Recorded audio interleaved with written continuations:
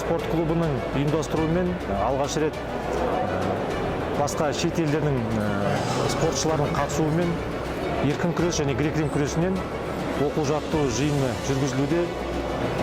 Бұл жиынның негізгі мақсаты халықаралық ынтымақтастықты орнату, спортшылардың өзара тәжірибесін көтеру.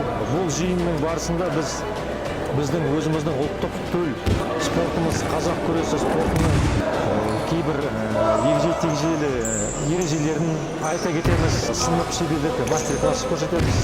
Осындай жиынның барысында біздің өзіміздің спорттық, өзіміздің төл спортымыз қазақ күресінде дәріптейміз.